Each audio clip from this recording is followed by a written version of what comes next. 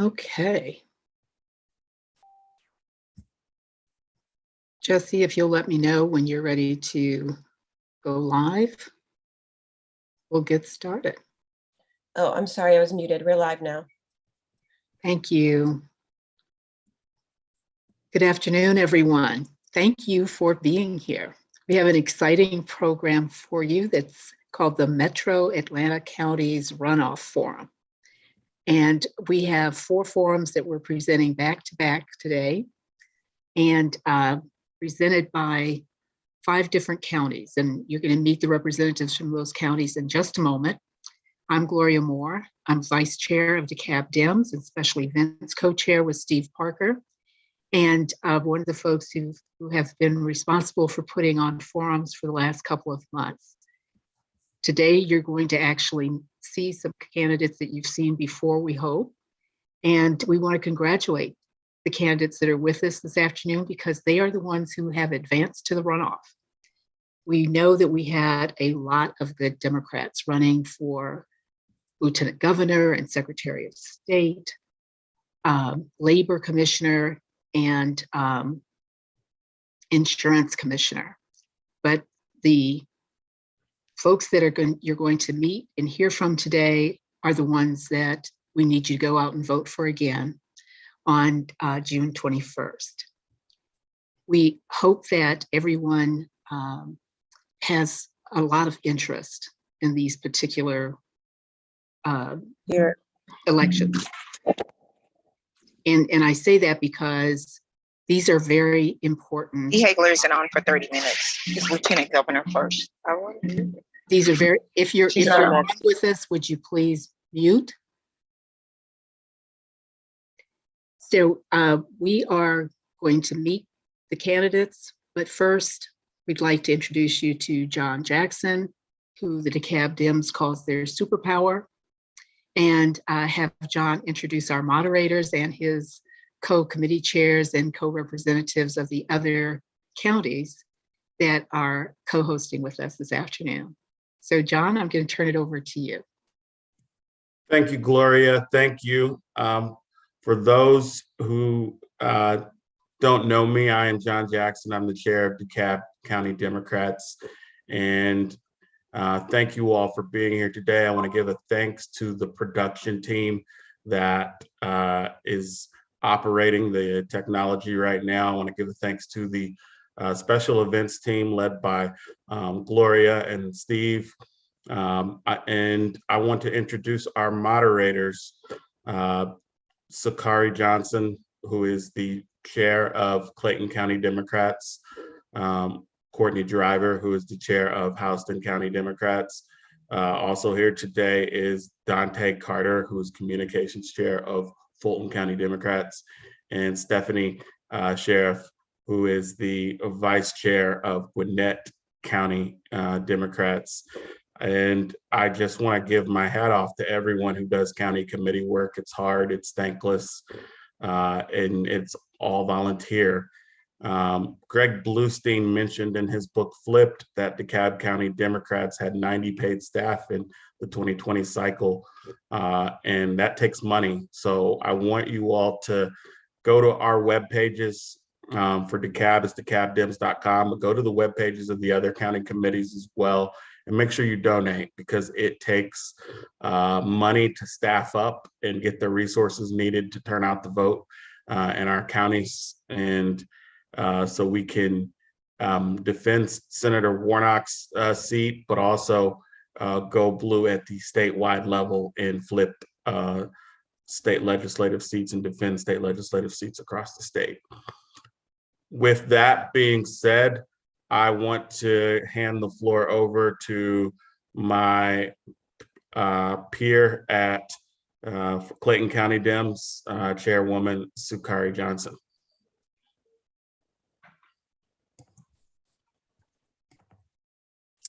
Thank you, John. It's always great to see all of you here. I am Sakari Johnson, the chair of the Clayton County Democratic Party. Welcome, everyone. Do I see Kwanzaa and Charlie's face? Okay.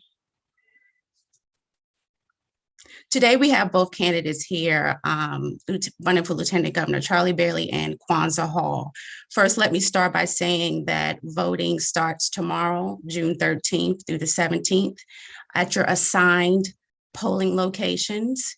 And remember that in Clayton, we do not have Saturday and Sunday voting. Again, we do not have Saturday and Sunday voting, and go to your assigned polling locations starting tomorrow. I'm going to start by setting the ground rules for each candidate. Each candidate will have 90 seconds for an opening statement. Each candidate will have 90 seconds to answer questions. And each candidate will have a closing statement remark. Okay. After we ask those questions, we will open up the questions for the chat as well. Let me explain what the Lieutenant Governor's role is. The Lieutenant Governor's role's main job are to serve as a president of the Senate and to serve as an acting governor if the governor is removed from office. They're also to preside over the Senate. The Lieutenant Governor presides over the Senate and casts a tie-breaking vote if necessary. You would have an impact on a bill if it will go through legislation or go to the Senate floor. Okay, we're going to go ahead and get started. First, we will have opening statements from our Lieutenant Governors. First, we will start with opening statements from our candidate, Charlie Bailey. Charlie. Thank you, Madam Chair, and thank you to the county committees for hosting this. My name is Charlie Bailey, and I am running to be Lieutenant Governor, the next Lieutenant Governor of the great state of Georgia.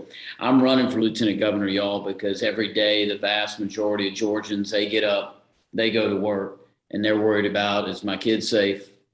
How are they doing in school? If I get a hospital bill, can I pay it?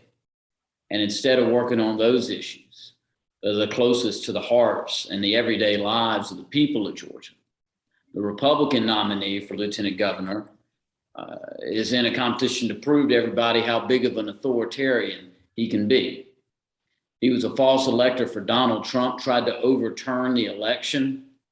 He courts the support of Marjorie Taylor Greene, and his politics, I submit to you, is a politics of hate and division. It's a politics that says, you know, not everybody's vote does matter the same, and not everybody's child matters the same, and not everybody's community matters the same. Well, I tell you what I believe.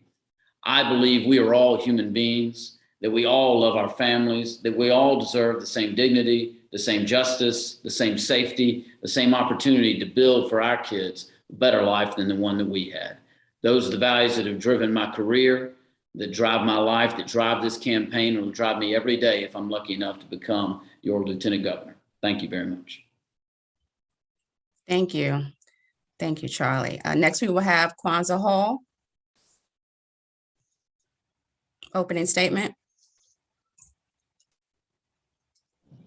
Yes, good afternoon, everyone. Thank you all for having me. Thank you to the chairs. It's really a great day today. I'm Kwanzaa Hall, former Atlanta School Board member, city councilman, and I most recently completed John Lewis's term in Congress. I served about 13 years elected on Atlanta City Council, representing the heart of the city, downtown, midtown, Old Fourth Ward, Emmett Park, Ponce Highlands. I brought over $2 billion of investment to that part of town. I have also served 33 days, as John Lewis served 32 years in Congress, completing his term. I ran and I was elected to that post. I'm running to help expand Medicare and healthcare in our state. I've served on the hospital board. I'm also running to ensure that we expunge records of those who've been impacted by the war on drugs. I passed legislation as a city councilman to decriminalize possession of less than an ounce of marijuana. I'm running to ensure that we have honest and fair elections. I'm running to ensure that we have prosperity for all, good paying jobs, job training, and opportunities to access this global economy that in some cases has been passing by, in really many cases, has been passing by so many of our citizens in Georgia who've been left out and left behind. I'm Kwanzaa Hall, running to be your next Lieutenant Governor. Thank you for having me. Thank you. Thank you, Kwanzaa. Next, we're going to dive right into our questions. We're not going to waste any time. Our first question is, what makes you the best choice for Lieutenant Governor? What differentiates you from your opponent? We're going to start with this question with Kwanzaa Hall. Thank you. Well, first of all, my experience, I've been elected in 3 different governmental bodies and actually have a track record for getting a lot of things done. I've actually introduced, created, passed legislation on a multitude of times, actually 750 pieces of legislation. I've been in the well working against various agendas that have been not for people of the citizens of Atlanta and the citizens of Georgia. I've also worked across party lines to get things done. I passed legislation at the local level that ended up passing at the state level, banning the box on felon reentry for jobs in the city of Atlanta, ended up being a piece of legislation we worked on with Koch brothers, and we got passed also at the state under Governor Deal. So I've been able to do economic development. I've been able to do things for families and children in the Boulevard Corridor. I've actually done the things that many people say they want to do when they get elected. I've won 6 of the 7 elections I've run in, and I've done a good job throughout my career. Thank you. Thank you. Charlie? Yeah, so I've spent my career getting justice for people, using the law to get them justice. I'm an attorney, whether that was in the civil justice system or in the criminal justice system. When we're talking about, oftentimes when you're using the law to get people justice, you understand that the way it's written, the way the statutes are written, affect your ability to do that. We need somebody as Lieutenant Governor that's got that kind of experience of getting folks justice, using the law as a tool to do so. That's what I've done my entire career. I'm also a proven statewide nominee. I was a statewide nominee 4 years ago, which I got 49% of the vote. I know what it's like to run statewide. I've raised $1.2 million or more for a statewide campaign.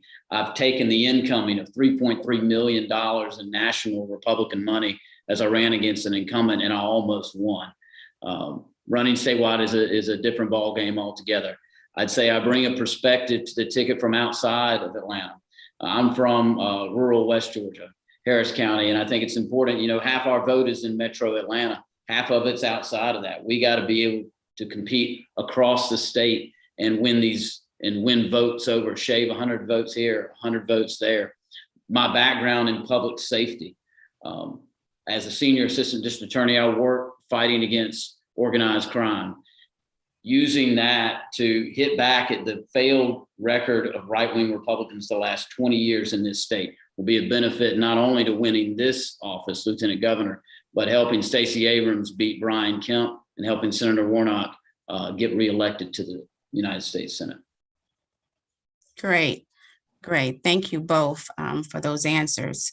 The next question would be, and this is addressed to Mr. Bailey, on the campaign trail, what are your 2 top issues voters have identified to you, and how have you incorporated those issues into your campaign? I would say the top 2 issues I hear from folks about is one is healthcare and education. And, I'm not the first one to say this, but the top priority of mine, if I'm lucky enough to become Lieutenant Governor, is to expand Medicaid. It would cover over 600,000 Georgians that don't have healthcare coverage. We've had 8 rural hospitals close over the last 10 years because of the abject moral failing of the Republicans not to expand Medicaid. And y'all, we're already paying for it. We're just paying for our brothers and sisters in California and Ohio and Indiana to have healthcare while our people don't have it here. It'd be the single biggest economic development engine we could start in our state. Tens of thousands of new jobs, billions in new funds. So, and also for all of us that do have healthcare to help lower costs. So across the board, that's the number one thing I'm hearing. Number 2 is education. A thing that Republicans like to talk about, but with the great power they've been given, they're not doing a whole lot about it. I think we ought to pay teachers $70,000, $80,000, $90,000 a year as the professionals that they are, and hire a lot more of them so that we can reduce class sizes. Great, thank you. Kwanzaa, what are the 2 top issues that voters have identified to you on, and how have you incorporated those in your campaign? Well, I have to say, number one, I really enjoyed being on the trail and connecting with voters all over the state. I was born and raised in Georgia, so I always traveled going fishing and hunting with my dad down in West Point, Georgia, Brunswick, Georgia, Harris Neck, Albany, Jackson, Georgia. So the state is not a foreign place to me. But what I've heard is that people are hurting. And I know it with friends and family. People are really suffering and not participating in this global economy. People want to have a piece, a fair shot at prosperity that the privileged have enjoyed. And that is something we can't provide. It means you have to have affordable healthcare. It means you have to have access to educational attainment, job training, and opportunities as entrepreneurs. So people feel shut out of the economy and they're not winning like everyone else is. And that's the loudest voice I hear on the trail as I've been campaigning around the state. Great. Thank you. Next question goes to Kwanzaa Hall. What is your plan for winning this election against the Republicans? Oh, that's great. Well, first of all, Burt Jones was one of those fake electors that was up there in Washington monkeying around trying to take over our country, destroy our democracy. And I'm the best suited person really to go head to head with them to challenge civil rights leaders, civil rights organizers. We've got to use all the tactics of the civil rights days as well as the modern day digital election tools. I've won elections against all odds, against very, very powerful groups of all types. And we've just demonstrated in this last race that we won with 207 votes with less than $200,000, almost really about $100,000. So, but I raised a lot of money before. So you got to raise the money. You've got to be able to win elections, use all the tools and tactics that I'm native to as an elected official who's actually won races before, and know how to connect with people on the ground of all types, not one demographic. And that's what I offered to this campaign and with my candidacy. And we've demonstrated we won by almost 85,000 votes over the nearest candidate to us. And we plan to win again on the 21st. Great, thank you. Charlie? The way you beat the Republicans and the way I'm going to beat Burt Jones this year is you give the people of Georgia a choice. You say you can be for someone that tries to tear down representative democracy, that tries to overturn an election.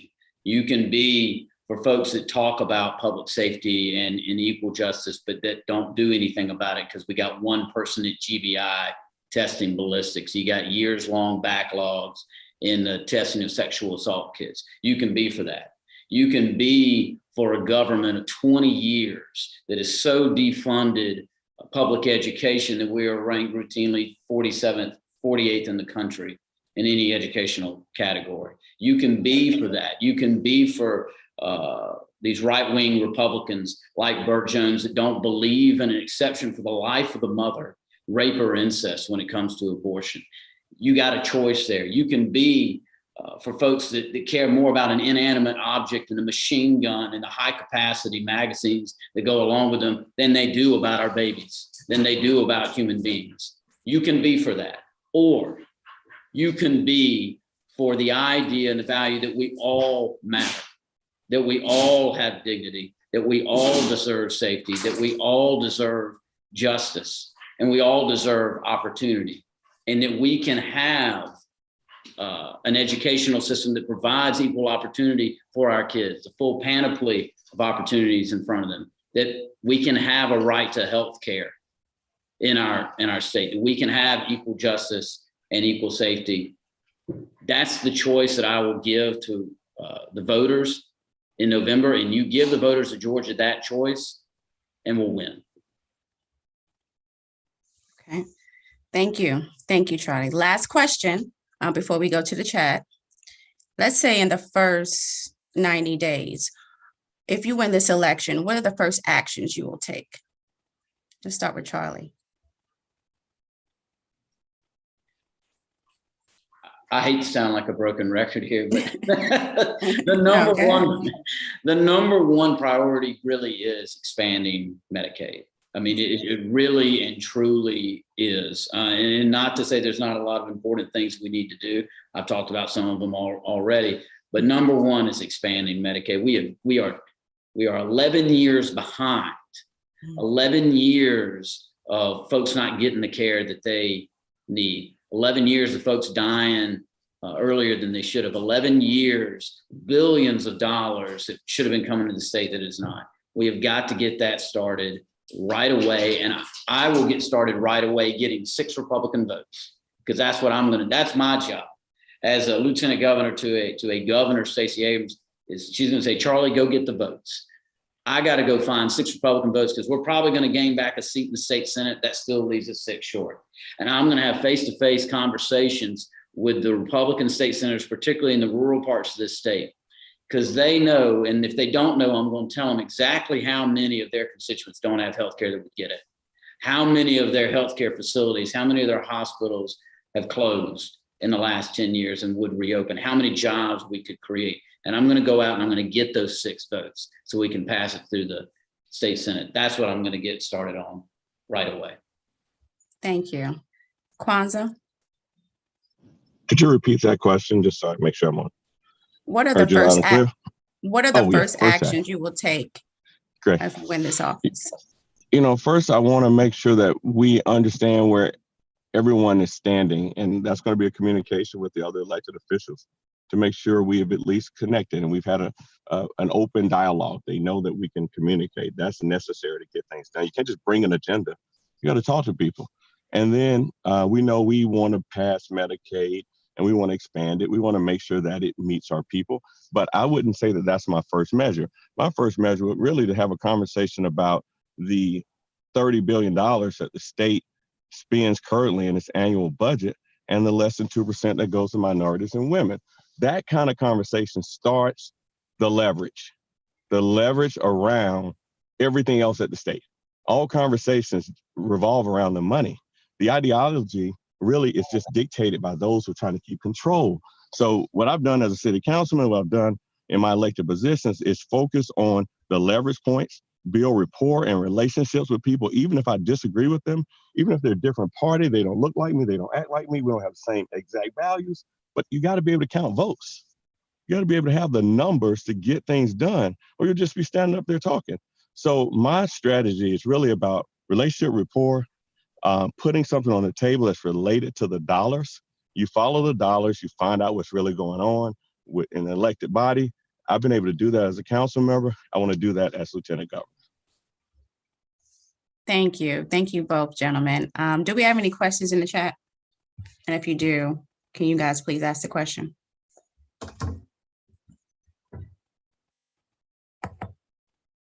Do we? I don't see any. Do you have a question, Ms. Moderator? Yes, I'm sorry, we have 2. We have 2 in the chat. Thank you. Okay.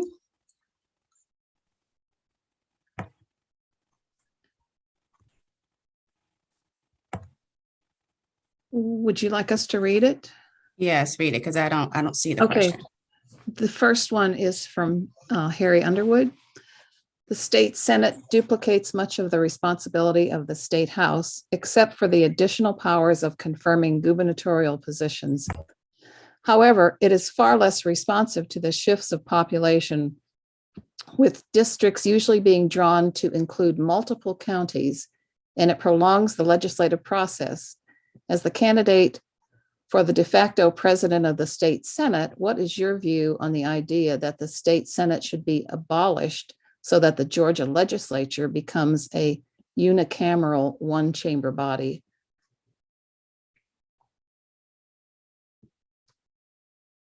Would you like the question part repeated?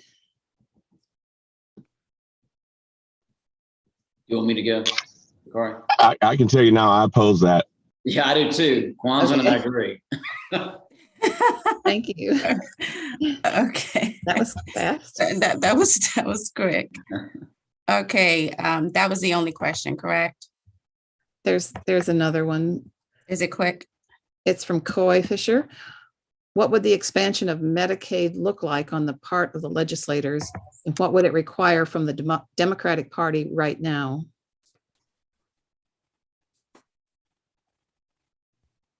We can start with Charlie. I may not be interpreting the question correct way, but what would it require on part of the legislators? I mean, we'd have to pass it through both the state house and the state senate. So the legislators would have to vote for it, a majority of them. That's kind of what I described before. In the state senate side, we'll need 6 votes, maybe 7 if we don't win, if we don't gain a seat. So it require their votes for it. It require them to understand what working people are going through in this state. That's what it would require of them. As far as what can the Democratic Party do right now, I mean, I think a lot of what you're doing and what you're going to continue to do through November, and that's elect more Democrats. I mean, the more Democrats we have in the House, and the more Democrats we have in the state Senate, then the more leverage we have, and the fewer Republican votes we have to pass it. So making sure Stacey Abrams is elected governor, making sure I'm elected lieutenant governor, making sure that Democrats are elected to the state House and the state Senate. That's what the Democratic Party can do right now. I apologize if I misunderstood the question, but that's how I understood it.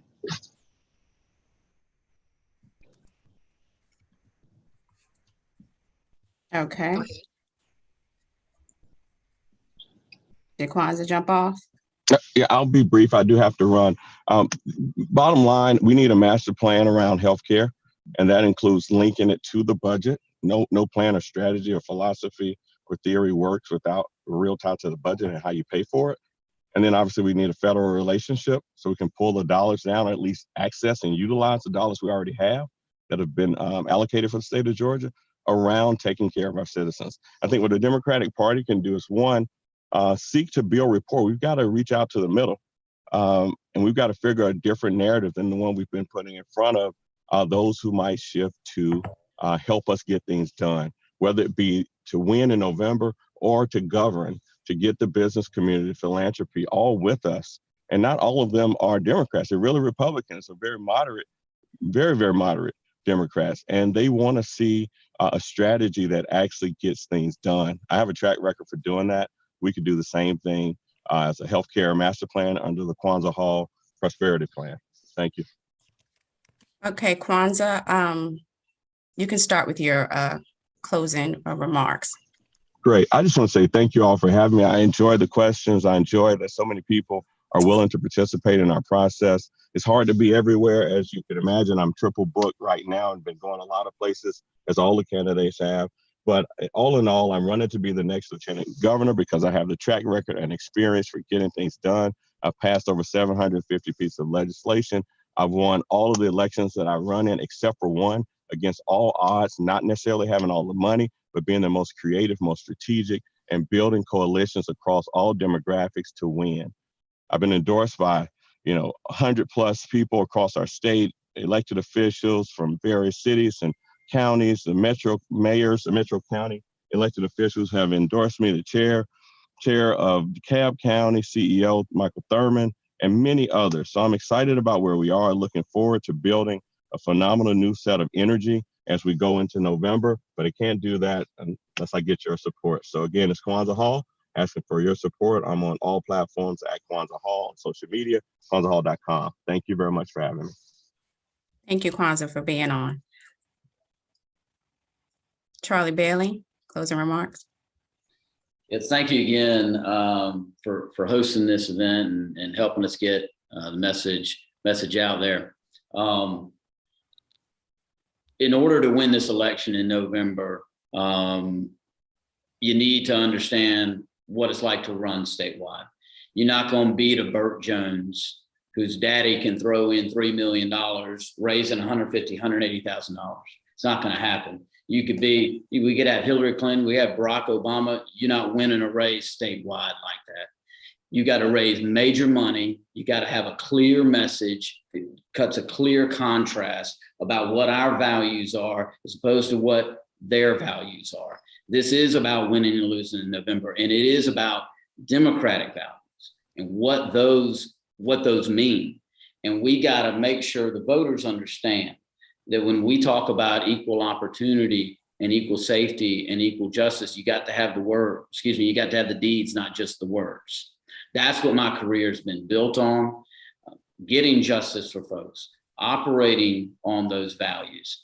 And My proven track record as a proven statewide nominee, as a public servant in getting justice for folks in the public safety system is why folks like Leader Stacey Abrams have endorsed my campaign, Mayor Shirley Franklin, Congresswoman Lucy McBath, Congressman Hank Johnson, former Governor Roy Barnes, the last Democratic Lieutenant Governor Mark Taylor, why they're standing with me in this race. And what I ask you to do is stand with me as you did in 2018. And if you didn't stand with me then, you don't have to tell me about it. That's all right.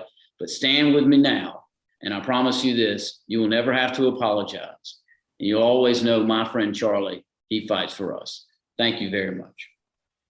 Thank you. Thank you both gentlemen for being on. That concludes my part of Lieutenant Governor's race. And now we will go to the Secretary of State.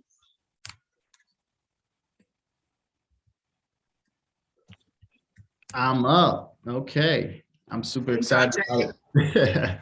Dante, thank you for being here. Introduce yourself and go right ahead. Awesome. Well, good evening, everyone. My name is Dante Carter, and I'm excited to be here on behalf of the Fulton County Democrats. I was recently appointed as the new North Fulton Dems chair. So I'm excited to be part of this process and excited to get on to this discussion about our Secretary of State candidates here on the Democratic side. And so with that, I think we'll get right into it. And I see Ms. Dee Dawkins-Hagler popping up. If you could just really quickly go ahead and introduce yourself.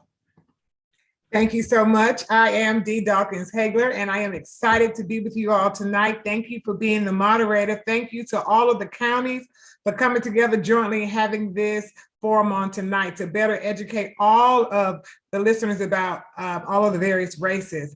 Again, I am Dee Dawkins-Hagler, and I am the proud wife of active duty Army Colonel David Hagler Jr. We've been married been together 30 years plus. We have 4 adult children, 2 grandchildren.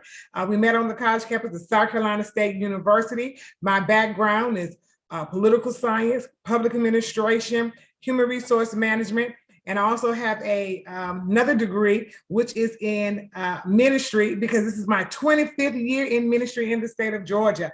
I am a voting rights expert, been in the voting rights field for over 25 years, fought along some of the greats like Congressman John Lewis, Dr. Joseph Lowry, and then even endorsed by Reverend Jesse Jackson, who you all know is Mr. Voting Rights himself, who created the entire motor voter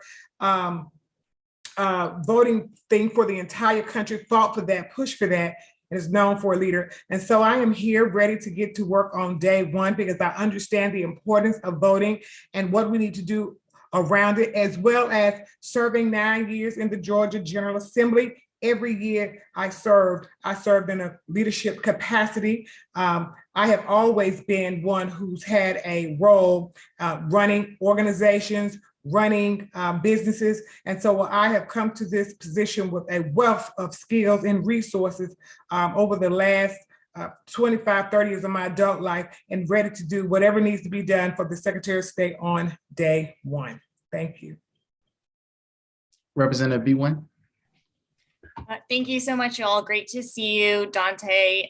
We just saw each other yesterday at the March for Our Lives event, in which Georgians are coming together to combat an issue that has really plagued us all, which is gun violence. And so thank you all for putting this together, for all the work that you're doing. And I know that you're often working with multiple hats and volunteer positions. So I appreciate the opportunity to come on here and be with you all today.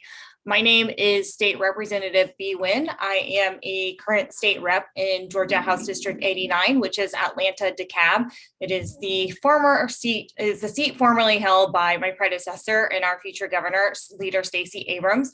And I'm also the daughter of Vietnamese refugees who fled their country in search of basic civil liberties. And some of those very same civil liberties are under attack today, like the right to free and fair elections. Before my parents made it here, my dad was actually held as a prisoner of war in what they called re-education camp. And when he was released, my parents made the difficult decision to flee here.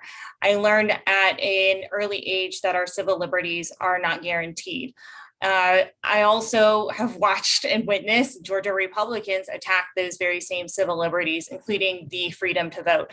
So I'm running for Secretary of State to ensure that we have free, fair, and efficient elections in all 159 of our counties, that we protect and defend the freedom to vote for every eligible Georgian, and that we fight against the democracy subversion that Republicans, they are waging war against us right now, and they are not letting their foot off the gas. So this is about ensuring that we remind Georgia voters that Brad Raffensperger is not our friend, and that we need to elect a Secretary of State who is going to protect the freedom to vote for all eligible Georgians. Thank you. And thank you both very much. And I do apologize. I did forget to state the ground rules. I want you both to know that you'll have 90 seconds to answer each question, and then also 90 seconds to make your closing statement. And so going into that, you both did a great job talking about the Secretary of State position, how it oversees both the corporate, the business, and elections division among the various services provided. The Secretary of State also, which we've been talking a lot about, is about voting. So the first question that I have, and this one will be for Representative Nguyen, what makes you the best choice for Secretary of State, and what differentiates you from your opponent? Thank you for the question, Dante.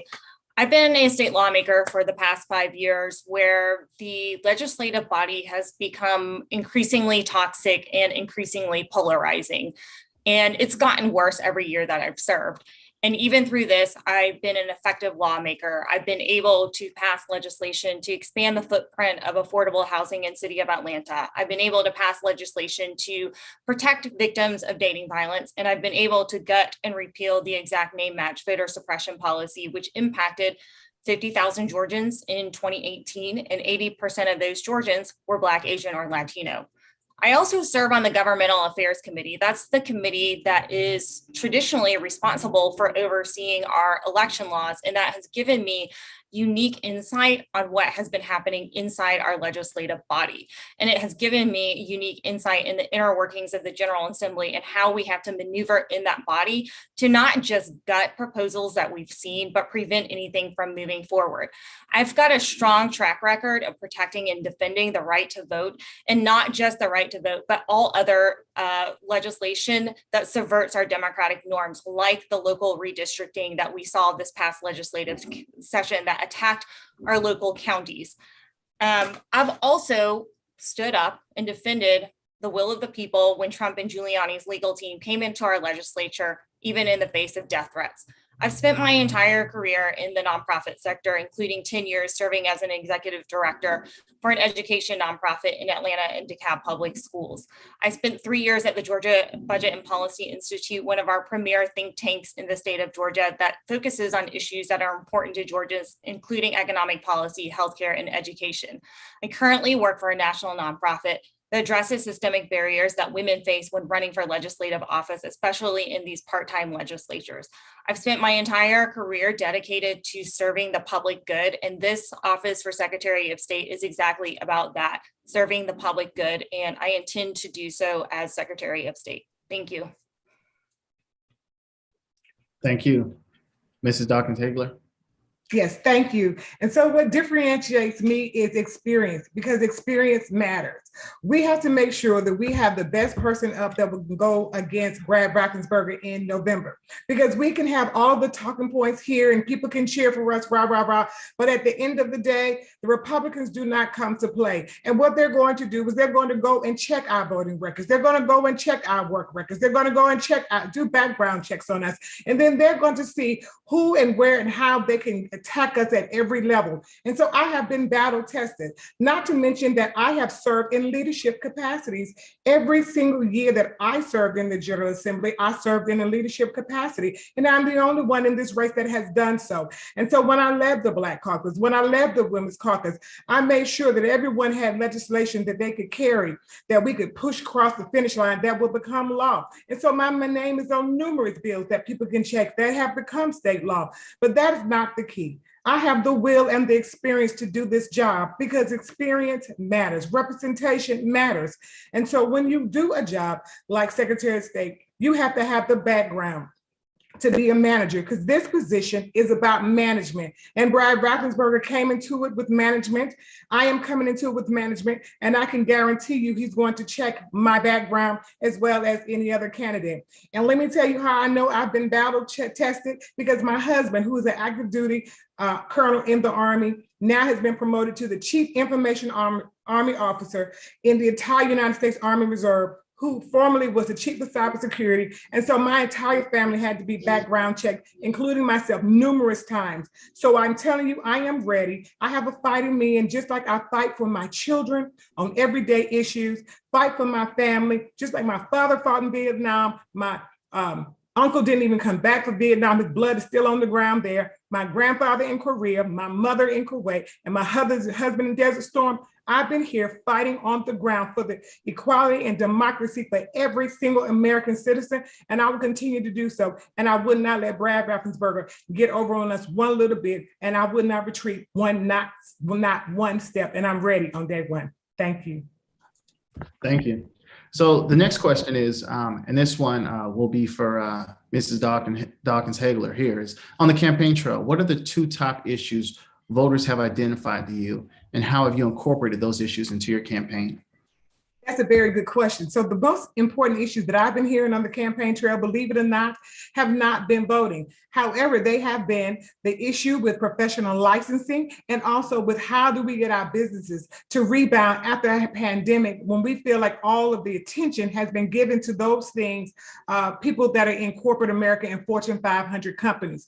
So what I have done throughout the entire campaign, in addition to talking about voting rights, is talking about how do we help businesses scale up? How do we give them the resources that they need to be successful? How do we help them pivot and turn? And so one of the things that happened when I ran in 2018 is I talked about numerous things. I talked about how do you help women who are in business, who are single mothers, who may be divorced, who may be widowed. How do we help them scale up their businesses? And so that when I ran 4 years ago, there were 7 men in the race. I was the only female, and I talked about how do we get this task force for women? And you know what? I think what happens is when I speak enough, it resonates, because Brad Raffensperger created a program, a task force called She Leads. And I want to believe it's because I'm the woman in the race who talked about it 4 years ago. And I would do the same thing this time, but this time including minorities, in particular Black people, into this conversation, which makes up minorities make up 48% of the population of Georgia, with Black people making up 32% of that. We need to have a task force in place that will help people, give them the skills and resources that they need so that businesses can be successful in the state of Georgia. And then many of the people that I know are struggling to get their professional licenses, especially when they're coming from out of state. What do we do about that? We have to make sure that the Georgia Secretary of State's office is customer service oriented. And that needs someone who has a background in administration, a background in human resource management, who understands how to shift people according to their skills, and have dedicated people on the phones answering in real time so that they can get the resources that they need, as well as having kiosks set up. I talked about that 4 years ago, how the Secretary of State needs to streamline everything and have it where people can get what they need all the time and in real time in a state that is moving quickly with the speed of light. So that is the things that I would bring to the table as Secretary of State, in addition to me having 30 years of voting rights experience, proven leadership, organizations of my own and those I've worked with who've put millions of dollars on the ground that can also be background checked when I go up against Brad Raffensperger. Thank you. Thank you. Representative Nguyen. You know, I've spent over a year traveling throughout the state of Georgia, and voters care a lot about many issues, including the freedom to vote and including economic issues, as well as access to the right to choose and gun safety reform. And I'll talk about the voting piece and the elections piece first, because we're in a state and we're watching this unfold again in real time, these January 6th hearings, where a portion of our General Assembly was complicit in the things that happened leading up to January 6th, including letting Trump and Rudy Giuliani come into our legislature to overturn the elections, including signing on to the Texas lawsuit to overturn the election, including bringing these alternative electors into our state capitol to try to overturn the election. And then they used all of that to pass a 98-page voter suppression bill that criminalizes handing out a bottle of water. So voters are certainly concerned about that issue and what we're going to do to mitigate the challenges and the harm that we're facing in our state.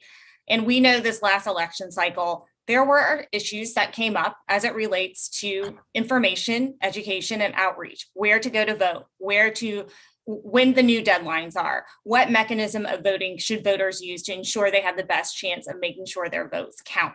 And so part of that is ensuring that we're investing in our local election boards to run free and fair and efficient elections in all 159 counties.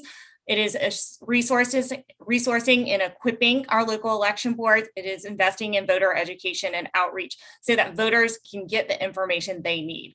The other piece of this, the economics, the other issues that are not distinctly related to the Secretary of State's race, protecting the freedom for women to choose, protecting children from gun violence in school, they're distinctly tied to the ballot box because we have to use that mechanism to ensure that people are able to elect the representatives of their choice, the people who will represent their policies.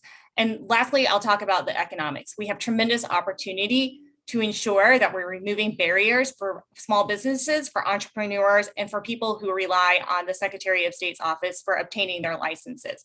I would focus on license reciprocity, interstate compacts, so that when you move to the state of Georgia, you're able to enter into the workforce without barriers, so that when there are workforce shortages, people can travel across the state lines and practice their specific field. I would also focus on ensuring that we remove barriers for people who have been caught up in the criminal legal system so they can obtain their occupational license.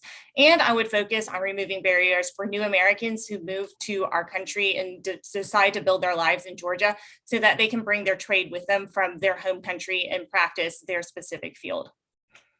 Thank you so much. And our third question here, and this one will start with you, Representative Nguyen, is what is your strategy for winning this election against the Republicans?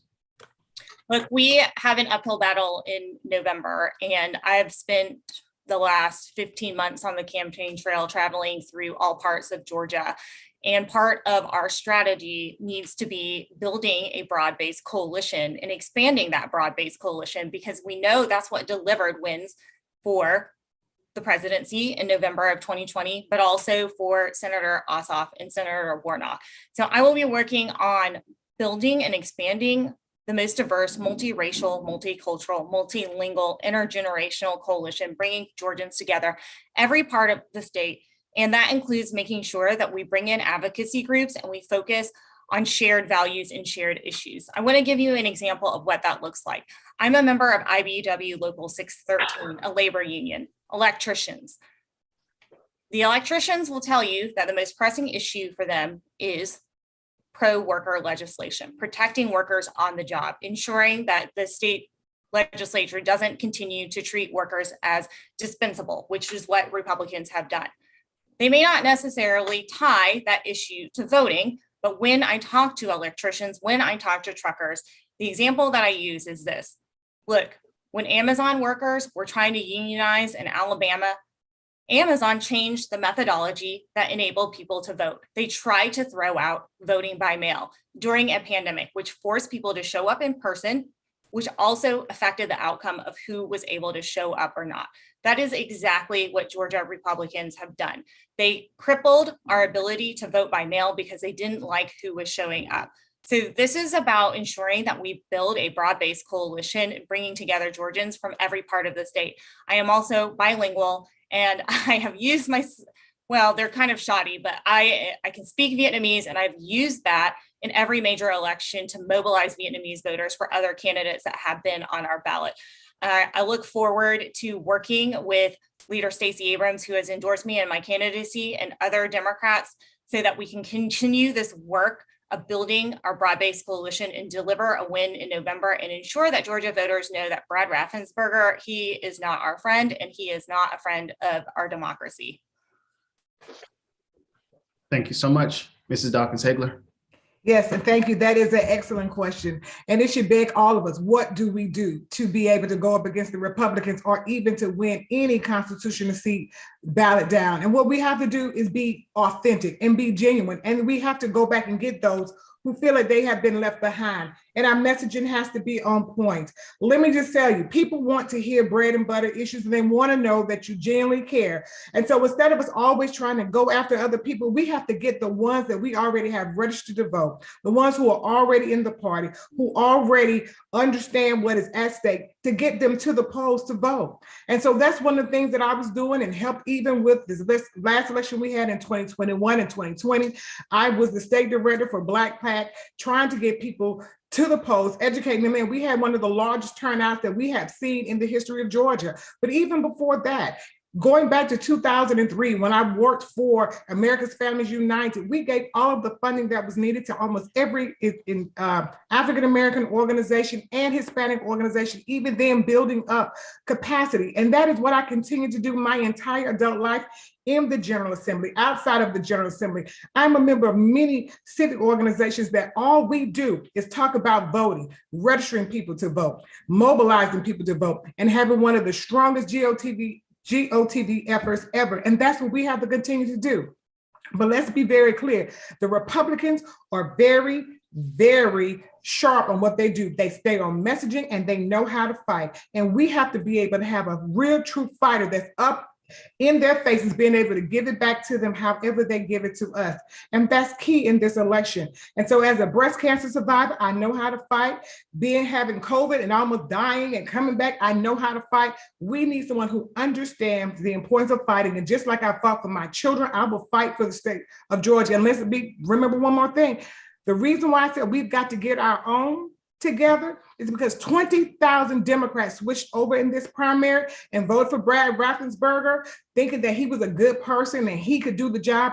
We've got to go and get them back first, not expanding later, get the ones who left us back, in addition to the ones who act like they don't realize how important it is for us to vote, and let them see that we will do the job that we said that we will do. That's the reason why many people don't vote, is because they say we don't live up to what we say that we will do. And so we have to make sure that we educate, equip, and go back and get those who are part of us. Thank you.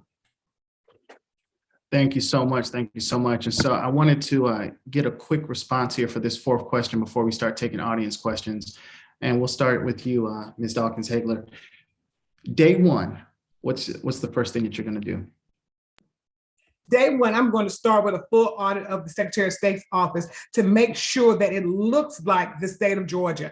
We know that minorities make up 48% of the state of Georgia, with 32 to 33% being African-American alone. And we need to make sure that we're executing and delivering services with inclusion, and equity across the board. That is very key. In any of the archaic ways that we've been doing voter registration, we have to get rid of it. And let me just say, we have to be able to encourage our employees and bring the best skilled people on board. This is why I am so glad I have a human resource background, because what is even happening right now in DeKalb County with the entire certification of the election, with them trying to throw all the blame on DeKalb County, we cannot do that. What happened in DeKalb County was a programming issue.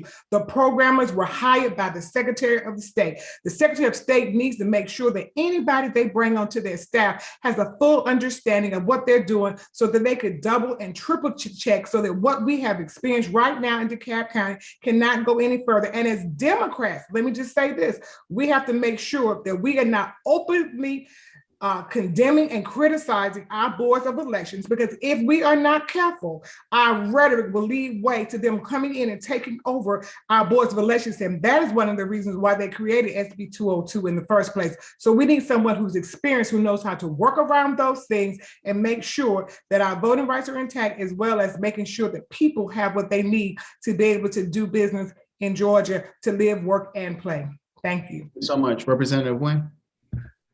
Without a doubt, the priority for me is addressing the challenges that exist within the election division. And that means focusing on how we can draw down federal funding as well as private grant funding, and draw down money from the state budget to ensure that we are equipping and supporting our local election boards in all of our 159 counties, and making sure that they are able to run free, fair, and efficient elections in their jurisdictions. And I agree with Representative Dawkins-Hagler that this is not a moment in time or ever to throw local election boards under the bus. What we need is new leadership where we can come to the table and work with local election boards to solve the issues that they face instead of what the current Secretary of State does. Brad Raffensperger has continued to throw local election boards under the bus. And now that Senate Bill 202 is in place, it does create a chilling effect. So making sure that we strengthen those relationships, as Secretary of State, I would act as a leader in that and not throw our local election boards under the bus. The second piece of this is really examining which policies and procedures that we can change without legislative passage. And I'll give you a quick example. So under the Georgia Constitution, if you are at least 18 years old and you're a citizen of Georgia, you are eligible to vote. But there is a provision in there that says if you have committed a crime of moral turpitude, even though you have served your sentence, you have paid your fines and your probation, you are not eligible to vote. We don't even know what the constitutional definition of moral turpitude is. And it has been used as a tool to disenfranchise voters. And I would work with the Attorney General to change that so that we are no longer using an arbitrary term and clause to prevent people who have already served their time from being able to participate in our democracy. And finally, on the legislative side, I would work with Leader Stacey Abrams, who will be our future governor, and work with her and members of the Democratic Party to determine what are the policy issues that we need to negotiate, what are our priorities, and what are our opportunities to repeal some of this restrictive legislation that we have on the table. Awesome. Thank you so much. So we are under the gun, less than 4 minutes. So we have a question here. It says, in the 2020 Republican Party primary, a question which called for closed primaries was voted down by less than 3%, and the idea has been revived by a former DeKalb Republican House member and an incoming Republican state senator. In the South Carolina Republican Party primary that same year, a question on adding a party affiliation question to voter registration forms akin to Florida, North Carolina, and Louisiana, and most other states was massively approved. What is your stance on a party affiliation question on voter registration forms and our closed primaries? And we can start with you, Representative Nguyen. So on the closed primary question, I would say this. I was one of the many Georgians, and I'm sure that folks on this call probably agree that we didn't like the outcome of Democrats crossing over to vote for what they perceived or who they perceived to be the lesser of two evils.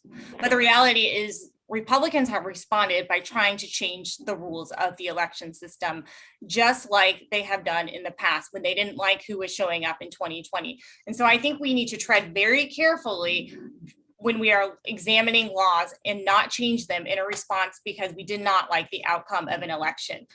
Our open primary process does enable people who don't affiliate with either party to participate in our democracy.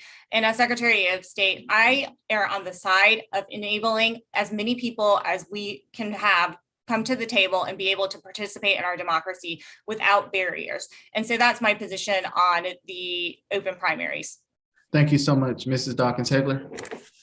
Thank you. I support open primaries because let's just face it, you may be a Democrat, you may be a Republican, you may be an independent, libertarian, but you should be able to voice your vote for whoever you choose in a primary. If you choose to select a Democratic ballot 1 year and the next election cycle, you decide to pull a Republican ballot, that's strictly up to you. That's the beauty of being an American, the ability to be able to choose and select and vote for whoever you want to at any given time. Now, granted, I do like the way our laws are based now, that if you pull a ticket in the primary, you can't go back in the runoff and do something else to try to change the outcome.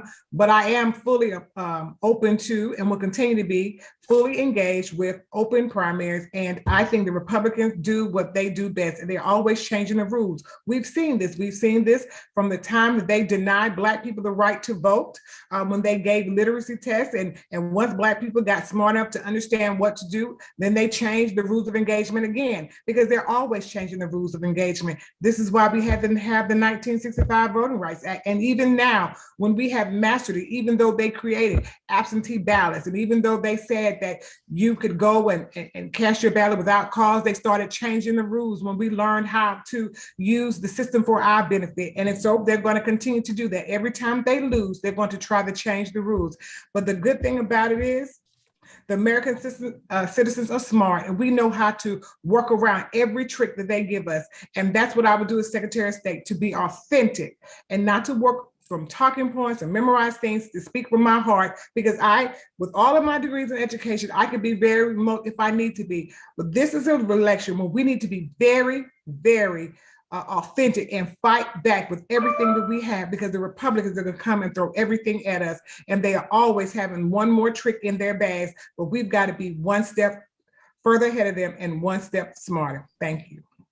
Awesome. Well, thank you all so much. And that concludes our Secretary of State debate. Thank you all again. Thank you so much. Bye-bye.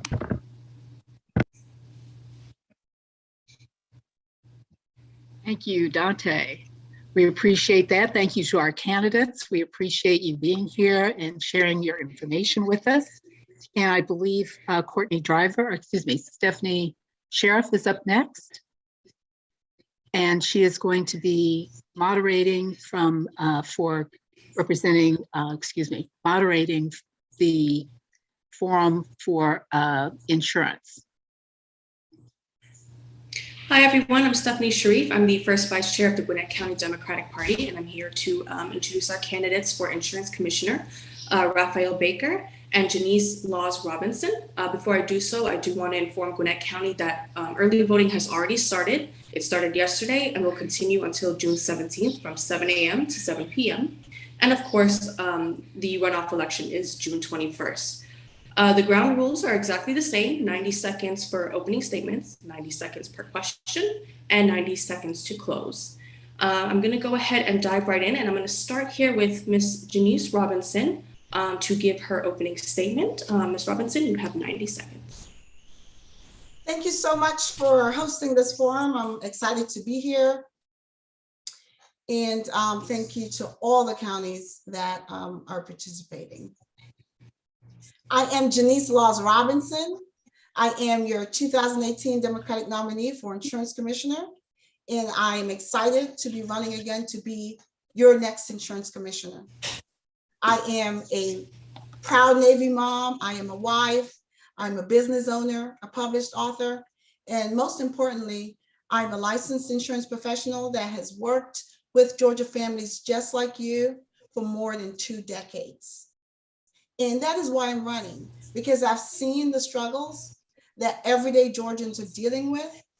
I've sat with you at your kitchen table. I've had conversations as I've traveled across the state, and I'm running so that you can have affordable auto insurance, home insurance, business insurance, affordability across all lines of insurance, so that you can have access to quality, affordable health insurance, and that we can hold insurance companies accountable. I call it my 3 A's: affordability, access, and accountability. Because insurance companies, they collect our premiums, and if you don't pay, they cancel your policy. So we need a commissioner that will hold them accountable to taking care of your claims when you have a claim. So I thank you so much for your vote in 2018, for your vote in the primary to make me the #1 vote earner in that race. And I'm here to continue to fight for you. I've been fighting for you, and I will continue to fight for you so that you have representation in this vital governmental office. Thank you so much for allowing me the opportunity to be here. And it is my pleasure to speak with you. Thank you so much, Ms. Robinson. And same here for you, Mr. Baker. You can go ahead and make your opening statement. You have 90 seconds. Yes, thank you so much, Ms. Sharif. And thank you to everyone for utilizing this platform to educate voters. I am so excited to be here. I'm Raphael Baker, and I am your next insurance commissioner. I am a family man, an entrepreneur, an author, a philanthropist. I've been in the insurance industry for over 20 continuous years. That's right, continuous years. My license doesn't just sit on the wall. And there are several things that I want to tackle with my candidacy. First of all, insurance rates. Insurance rates are out of hand. Equity in insurance rates. There is systemic racism that affects Black people and people of color. Financial security education and business ownership. We keep talking about what happened in 2018, but this is a new year and I am something fresh. I am Raphael Baker, your next insurance commissioner. Thank you so much. Thank you, Mr. Baker. And we are going to waste no time. We're going to dive right into questions. The first one I have here, I'm going to pitch to you, Mr. Baker. What makes you the best choice for insurance commissioner and what differentiates you from your opponent? I love that question. So other than just my 20+ years of continuous experience, I will not just fight for you. I have been fighting with you. I will not just finish what I started. I will continue what I've been doing. And as insurance commissioner, I will do it on a larger scale. My opponent, she's always using the same canned responses that she's going to fight for you. But in the past 4 years, legitimately, what has she done? I would love to see her receipts. I have receipts. Although I have not been in politics, I have hired women, people of color, members of the LGBTQ+ community into our industry. I have advocated in boardrooms and on the streets for equitable rates. I have advised Georgians and continue to advise Georgians about their options, and I have pushed back against these insurance companies with these predatory practices. Another thing I've been doing, I continue to educate the population. I created something called No GoFundMe Funerals. It's a life insurance initiative that educated people in the Black community for life insurance options because I got so tired of seeing these GoFundMe funerals. Enough is enough. Again, it's time for something fresh and something new. We have to let go of these cookie cutter candidates and we have to go for something better. Thank you. Thank you, Mr. Baker. And same question here for you, Ms. Robinson. Sure, absolutely. First of all, why I am the best candidate is because I actually want this job. And I've been working since 2018 for this job. So when I talk about my experience working for this job, because I have earned it. And so I can talk about it. I'm the only candidate that ran in 2018, and I'm glad that I inspired my opponent to run. But if he ran in 2018, he would talk about 2018. He cannot talk about 2018 because he does not have the experience of 2018. So again, I am your 2018 nominee. I have earned over 1.8 million votes. I'm the only candidate that can say that. I'm the only candidate that has ran in the general election.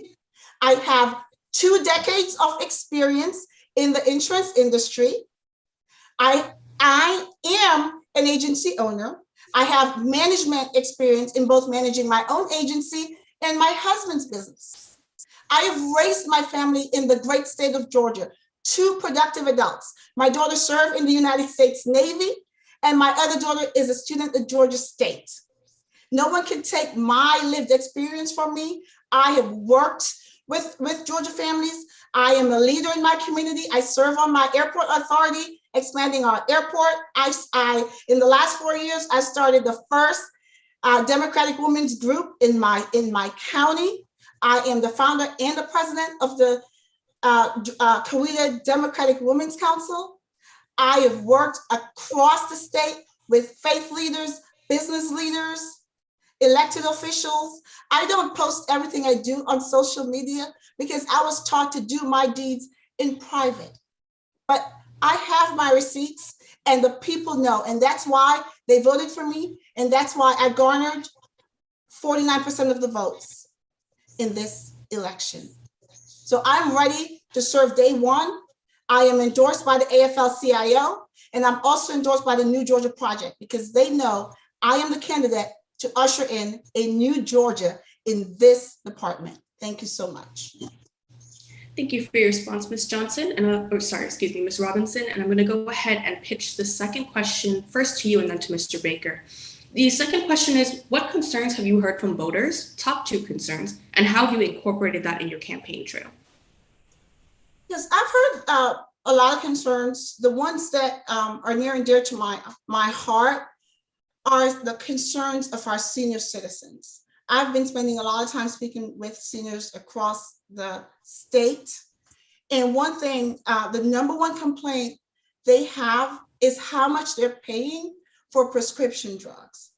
And I have been blown away by how much seniors are paying for prescription drugs.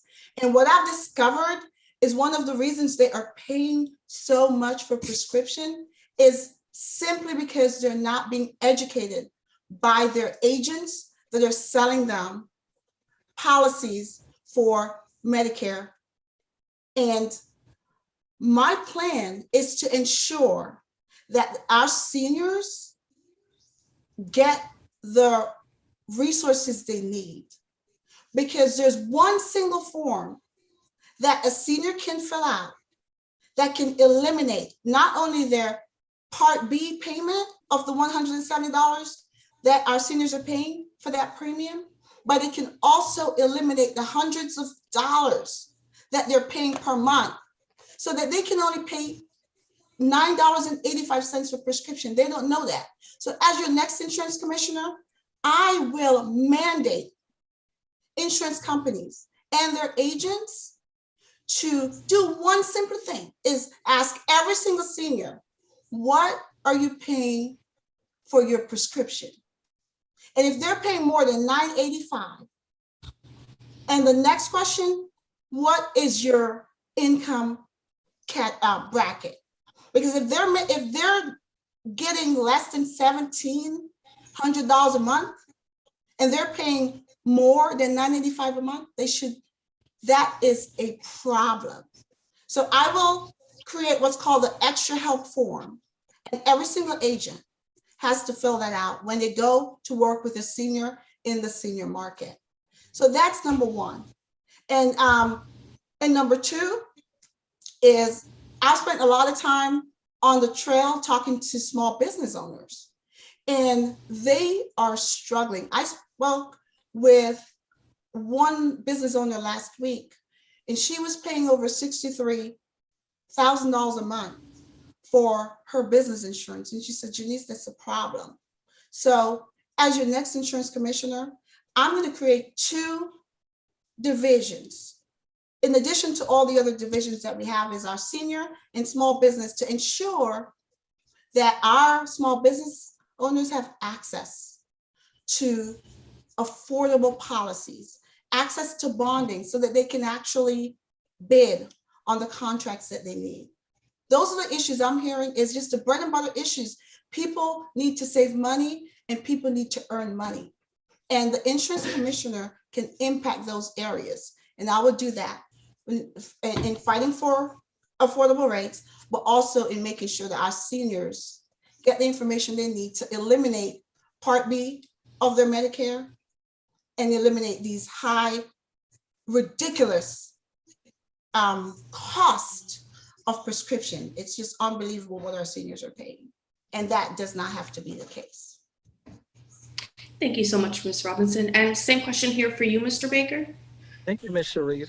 So on the campaign trail, I've been hearing some of the same things that I've been hearing. You know, I stay in the streets, so it's nothing new to me. But one of the things are these astronomical car insurance rates. And as insurance commissioner, there are a few things that I'm going to do. First of all, I'm going to bring equity into insurance rates. Black people and other people of color pay more for insurance because of socioeconomic factors that have nothing to do with your driving history, such as your credit score, your marital status, and whether or not you own a home.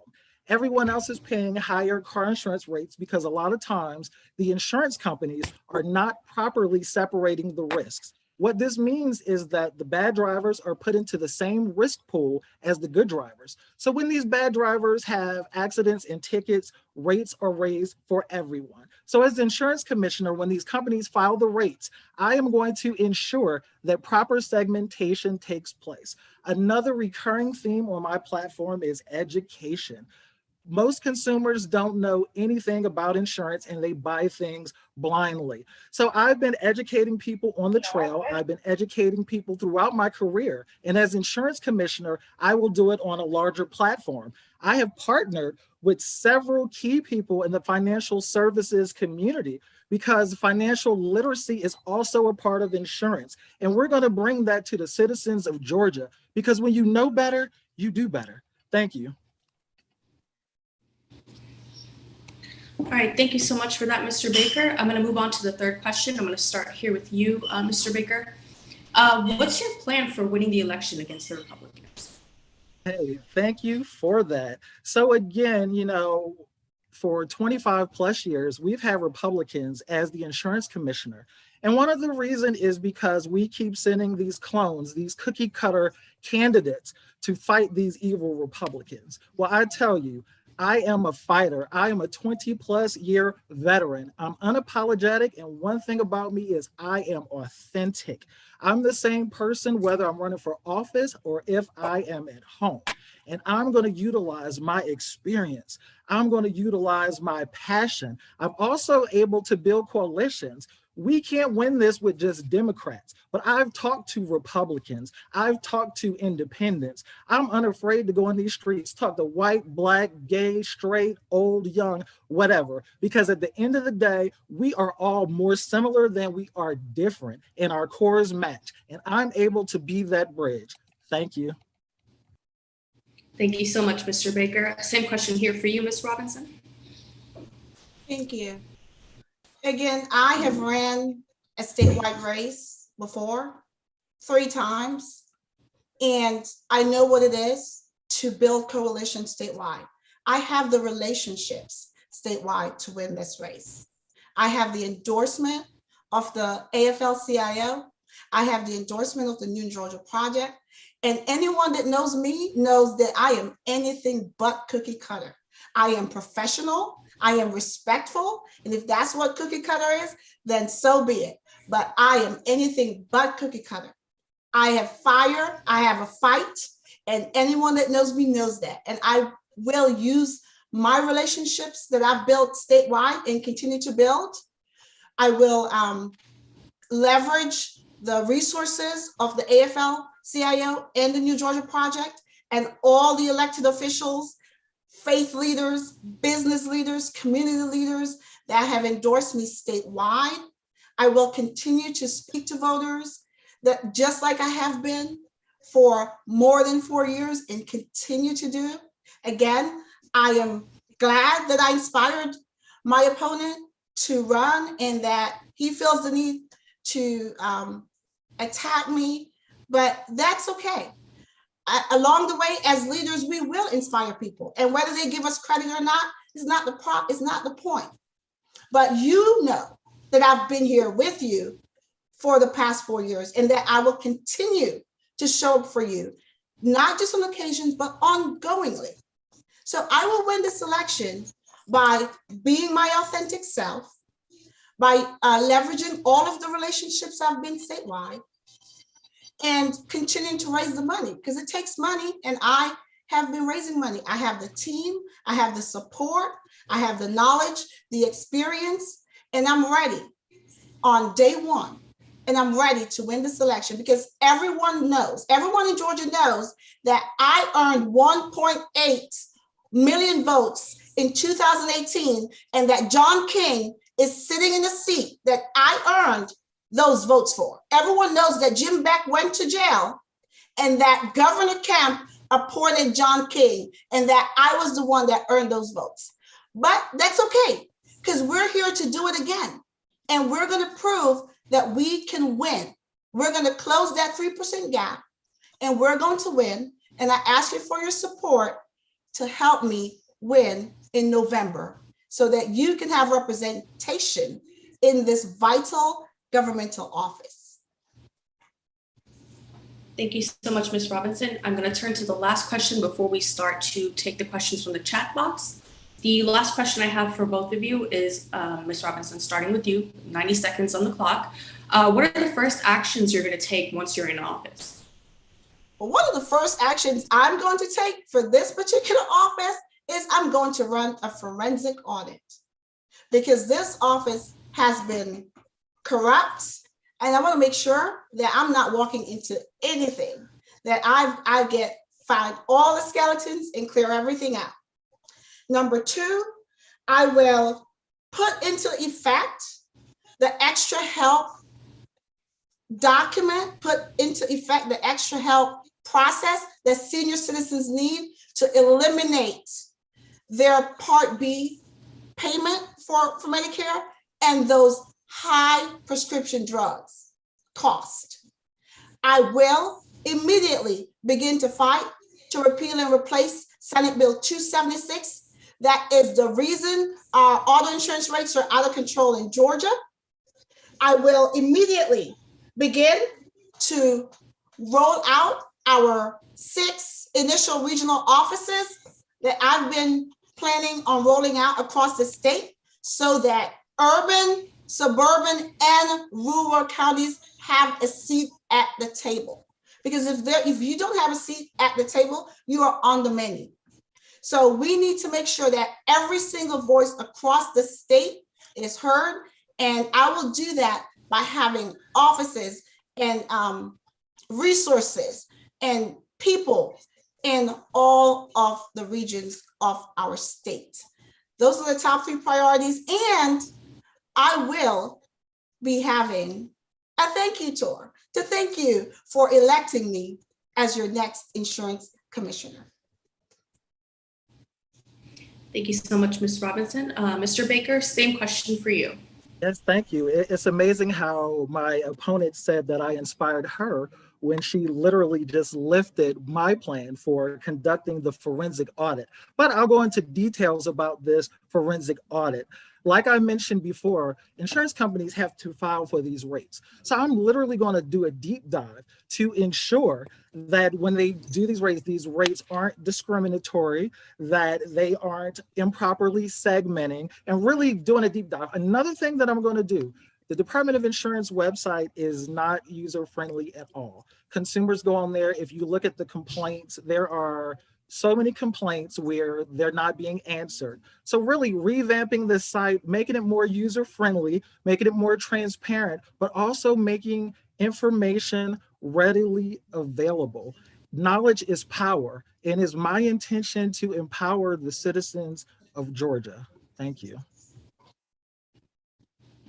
Thank you, Mr. Baker. And I'm going to pick up with you first for the first question that we have in the chat box. It says, given that Georgia lacks a Civil Rights Act protecting against discrimination in public accommodations, do you believe that your constitutional authority as an insurance commissioner would allow you to add administrative rules protecting against discrimination in insurance? So that's actually the jobs of the legislators. But as insurance commissioner, one of the things that I'm going to do, I'm going to lobby, influence, and cajole these people to change these. I'm going to bring the data that I find when I do these forensic deep dives and present my case. I'm going to stay over at the Capitol until we have insurance policies, insurance regulations that are non-discriminatory. And same question here for you, Ms. Robinson. Yes, so the insurance commissioner has the power to regulate insurance companies. And as your next insurance commissioner, I will do just that. I will hold insurance companies accountable. I will conduct market reviews of their practices, and I do have the power to fine them.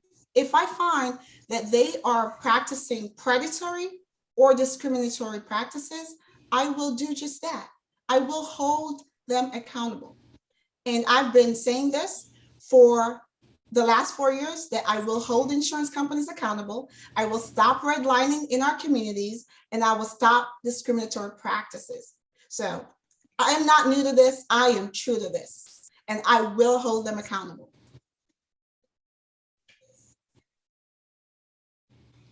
Thank you so much for that. The second question we have in the chat is, California's legislature is currently considering a bill which would, for insurance purposes, make California the first state to create a ranking system for heat waves akin to scales used for hurricanes, earthquakes, and other natural disasters. Is this an idea which you would support, and why? And that's for you, Ms. Robinson. Okay, could you say that again? The last part of Sure. it. The question is California. Oh, sorry.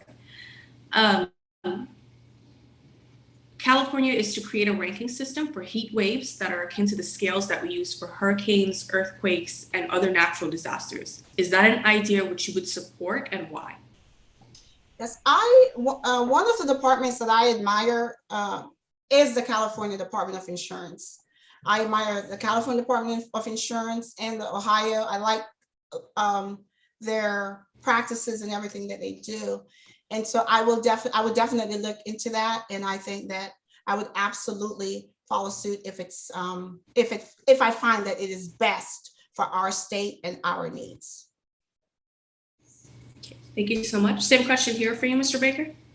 Hey, thank you for that question. Even though I'm a 20-year plus veteran in the business, I have to do more research into this before I give an answer. You know, even an expert has to research. And if this is something viable, this is something I would be interested in adopting. Thank you so much for that. And the last question I see here in the chat box is, how come car insurance rate continue to climb? And what can you do? What can you really do about high insurance rates? And I'm going to start there with you, Mr. Baker. Okay, thank you. So as I mentioned earlier, one of the reasons is because of improper segmentation. A lot of times, I know all of you have experienced this. When you call your insurance company, you say, hey, why did my car insurance increase? They say because of the high amount of accidents and tickets in your area. Although you didn't have any, you're being penalized for it. So again, as insurance commissioner, I'm going to ensure that these insurance carriers properly segment the risks so the good drivers aren't being penalized alongside the bad drivers. Another element of my campaign, as I mentioned before, was education, and driving safety is very important with that. I will partner with a lot of these organizations that provide driving safety so we can get safer drivers on the road, also reducing cost. Thank you. Thank you. And Ms. Laws, 90 seconds before we go to wrap up, your response to that question? Yes, so we've had insurance commissioners that have been rubber stamping rates. As your next insurance commissioner, I will challenge the rate increases that come across my desk. Number two, I will fight to repeal and replace Senate Bill 276. As I've been fighting this fight since 2018, Senate Bill 276 literally says no rates will be deemed excessive as long as there is sufficient competition in the market. And I think as long as we have that law on the books and it's not repealed and replaced, insurance companies will keep charging higher and higher rates. Because if you allow insurance companies to charge whatever they want, they will, and they have, and I will challenge that. So my top priority is to challenge every single rate that comes across my desk, to repeal and replace Senate Bill 276, to make sure that we have affordable insurance rates in our state. So yes, your insurance commissioner can do something about it. And as your next insurance commissioner, I will do just that. Thank you so much. And we only have a few minutes left here. Mr. Baker, do you want to make any final remarks? Yeah, so my closing statement. So in 2018, I lost my best friend, Diaz Allen, to kidney failure. And during the 3 years of his illness, I spent numerous days, sometimes weeks in the hospital, just to ensure that he got the health care that he deserved. During that time, I got to witness firsthand the failures of the healthcare system. Diaz had an advocate, he had me. But what about all of the Georgians who do not? I miss my friend, but I turned my pain into purpose. Georgia, you deserve a Raphael to be your advocate. I pledge to use my 20+ years of experience, my passion, and my voice to bring reform to Georgia. Thank you all for all of you who voted for me in the runoff. I appreciated it. And for whoever didn't, I implore you to take another look. Georgia, you're ready for something new. You're ready for something better. I am Raphael Baker, raphaelbakerforgeorgia.com, and I truly am the change that Georgia deserves. Thank you so much. Thank you so much, Mr. Baker. And Ms. Robinson, any final remarks? Yes, thank you again for hosting this forum. Thank you to everyone that has supported me throughout the years and everyone that voted for me. I am Janice Laws Robinson. I'm asking you for your vote during this early voting period, and on June 21st. I will bring my 2 decades of experience working with you and your family. I will bring ethical leadership To the state, I will continue to look for ways to save you money and put more money in your pocket. I will represent you well with dignity and respect.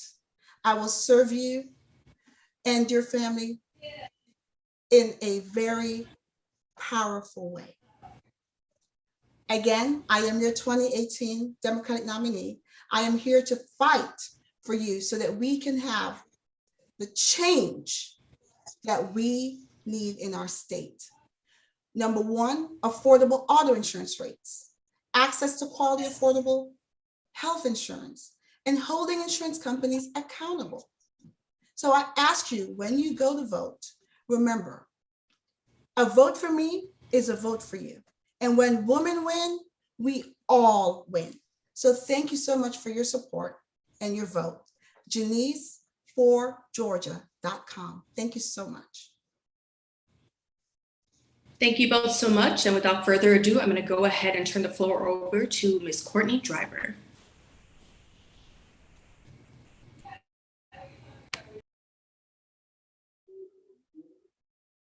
Hello, everyone. Can you hear me?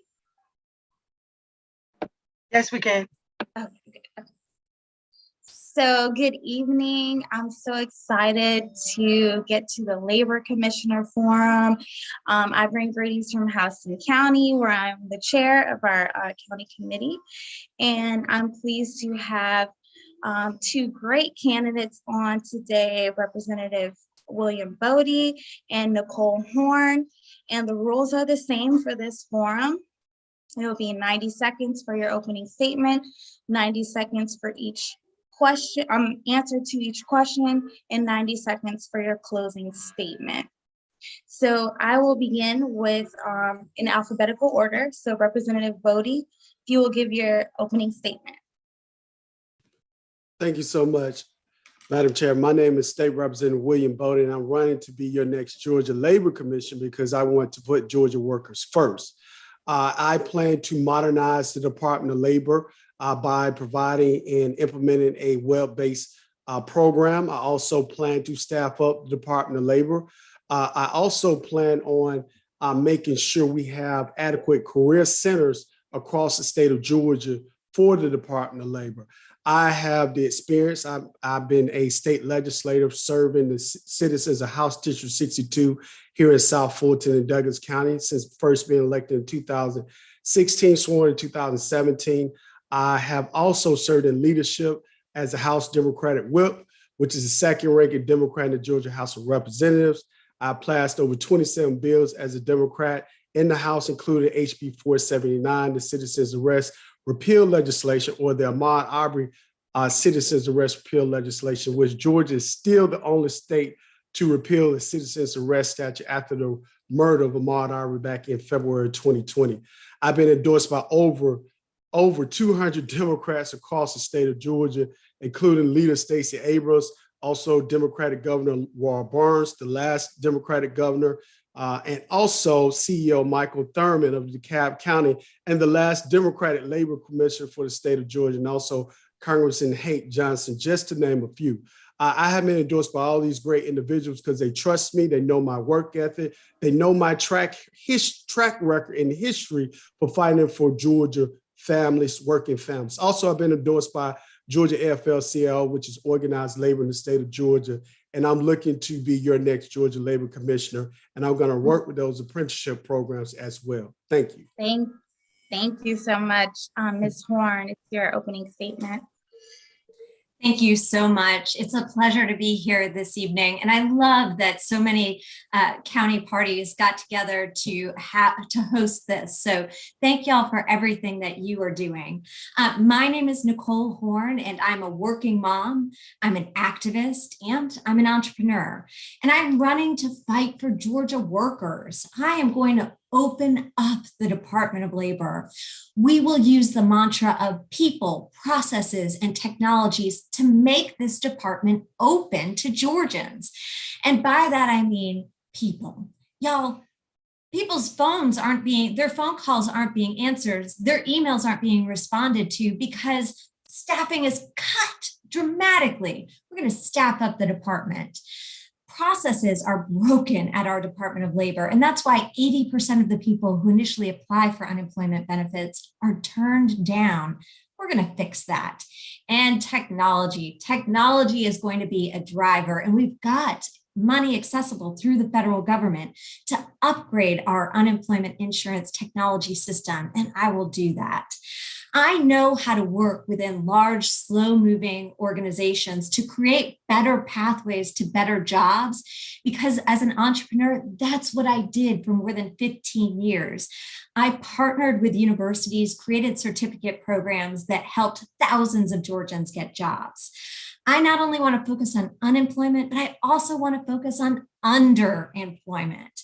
And we're going to do that through apprenticeship programs, both working with unions and working with businesses to create business apprenticeship programs for technology, for data, for healthcare. I am also finally a working mom, and this is important because one issue that's a barrier for many working parents is childcare. And I'm ready to fight to better fund childcare access and support. And I look forward to doing that. And I look forward to this conversation today. Thank you so much.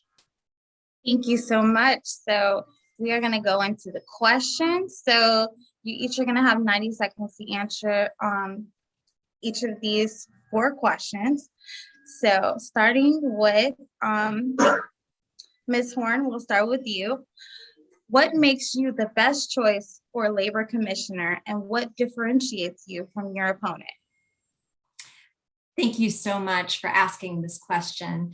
I'm uniquely qualified for this specific position. People ask me all the time, why labor commissioner?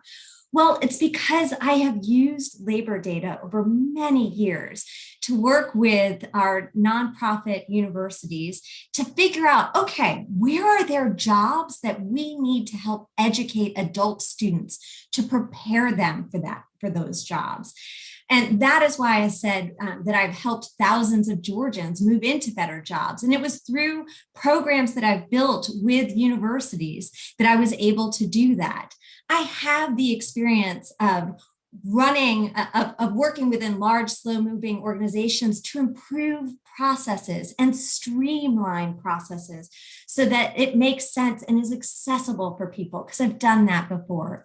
And my background makes it so that I'm ready to tackle this on day one. There's not a ramp-up period for me because I understand the challenges that we're facing. And over the last 18 months, as I've been running for this position, I've had the opportunity to talk with Georgians, to talk with people who work at the Department of Labor about the challenges they face, and to talk with our unions so that we understand how we can better promote and support the labor movement. I'm ready to do that, and I look forward to taking on this position and making the Department of Labor a department that is going to work for Georgians. And that's not what is happening right now. Thank you. Thank you so much. Representative Bodie. Yes, what makes me the best candidate? I'm a lawyer, legislator. Also, I'm a community activist, and I also know how to get things done at the Gold Dome. The one thing about the Department of Labor and the Labor Commission is a unique position because it is an administrative position, but also it is a political position. Also, it is I would say a position where you have to have coordination with the federal government and the U.S. Department of Labor and your federal delegation, and also with your state legislators. So I'm uniquely positioned because I feel like I'm the complete candidate, because I have served in the Georgia General Assembly since 2017. I've passed legislation. I know the appropriations process on how to get money in the budget to staff up the Department of Labor and bring in the necessary changes and modernize the department. And I have the relationships to get it done. So I would say I'm the complete candidate that could get the job done. And also, lastly, I'm a lawyer. And the Department of Labor deals with a lot of federal regulations, a lot of state statutes, and you're going to have to decipher a lot of legalese and legal regulations to make sure that this Department of Labor is successful moving forward. Thank you. Thank you so much. So moving on, the next question. I know you've both been on the campaign trail for quite some time, traveling up and down the state. What are the two top issues that voters have identified to you, and how have you incorporated those into your campaign? And Representative Bodie, we'll start with you this time. I would say accessibility and not having a lot of trust in this current labor commissioner administration.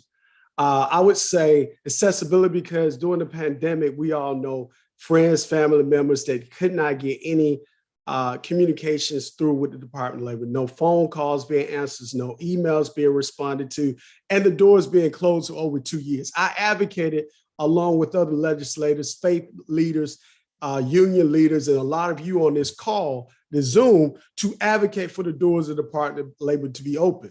So that's what I hear all the time, because as a state legislator, I was getting those phone calls about my unemployment benefits or constituents' unemployment benefits not being paid out in a prompt and timely manner per the Georgia Constitution.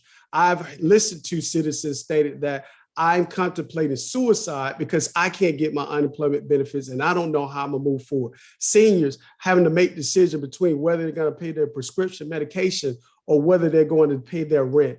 So I know what the challenges are, and I'm gonna make sure that we open up the Department of Labor, the doors wide open to make sure we services the citizens across the state and bring the trust back into the office that left the office when CEO Michael Thurman, the last Democratic Labor Commissioner, served the state so greatly for 3 terms. Thank you.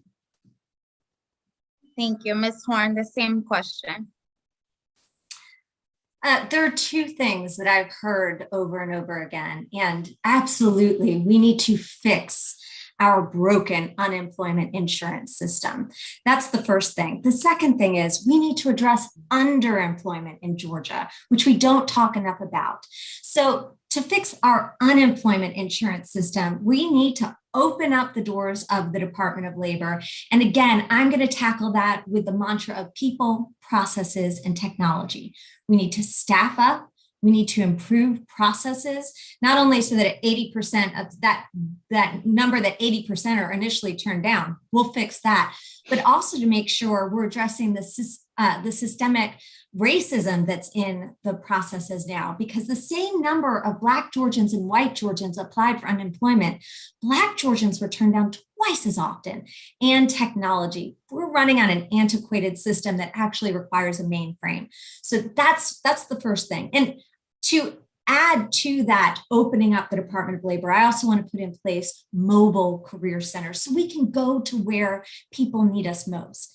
Now, underemployment I want to talk about, because underemployment in Georgia is 9%. Unless you're a Black or Latino woman, then it's 15%. If you're a Black man, it's 18%. Underemployment is when you don't get the number of hours you want, or you're working at a job for which you're overqualified.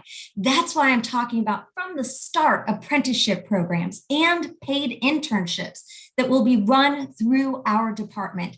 These are pathways to better jobs, and we need to provide those to Georgians. Thank you. Thank you. The next question. What is your plan if you are the Democratic nominee for winning this election against the Republican who will be your opponent in November? We'll start with you, Nicole. Thanks so much, Courtney. I appreciate it. Well, this is a race that we absolutely should be able to win, y'all, because when millions of people applied for unemployment benefits and didn't receive them or weren't able to reach anybody at the Department of Labor, it wasn't just Democrats who were impacted, it was Republicans as well. When we talk about a vision for what this department can be, we are talking about making sure the safety net works, making sure that we are creating better pathways so people can get better jobs. I'm also talking about better access to childcare so more parents can return full-time to work or take that promotion. These are bipartisan issues. All of Georgia, every Georgian wants to strengthen their community and make it better. We done the Republican vision for the department, and that's to make it as minimal as it can be. Now it's time to talk about a department that lifts up and strengthens our community. And I will also be talking to women across Georgia. I will be the first woman elected to this office about being prepared for a post-Roe world. And I will be fighting to bring in companies who are willing to pay for women to leave the state in order to have an abortion. I will be fighting to make sure that companies aren't asking inappropriate questions like whether you're using an IUD. We need to know that this is coming in a post-Roe world. And finally, I'm going to be fighting for Georgia workers. And we want someone who will fight against misclassification, against discrimination, against wage theft, and for Georgia citizens. And again, that should reach across both sides of the aisle, and I'm ready to get it done. Thank you so much. Thank you, Representative Bodie. So I would like to say that one thing I'm going to do as the Democratic nominee for Labor Commissioner is make sure we talk about the kitchen table issues, living wages, raising the minimum wage, how to provide a quality of life for you and your family. That's what citizens really care about. How can you put food on the table, take care of yourself? And also labor. I've been endorsed by organized labor. One thing about organized labor is that organized labor has Democratic members and also Republican members. But at the end of the day, labor cares about issues that's going to help Georgia families and Georgia working families and Georgia workers. So I'm going to make sure we focus on those issues and to get that 1%, 2% that we need to win in November. Also by talking to Republicans as well. My opponent right now, or possibly future opponent, Senator Bruce Thompson, is a Trumper. He is going to go hard. It is not going to be a fairy tale. It's not going to be a touch football. It's full contact. And he know, and I know I'm ready for that. He knows that he does not want to see me on the debate stage. So I'm ready to go the day after this runoff to get ready to run against Bruce Thompson and reach out to the citizens across the state. I've been across the state already 4, 5, 6 times since announcing my candidacy last April of last year. So I'm ready to move forward. I have the network, I have the team, and I have the willpower to win in November and to beat Senator Bruce Thompson and fight a good fight. Thank you. Thank you so much. And since you both have been so great on time with your answers, we have time to take questions from the chat. So we have a question from Viola Morel.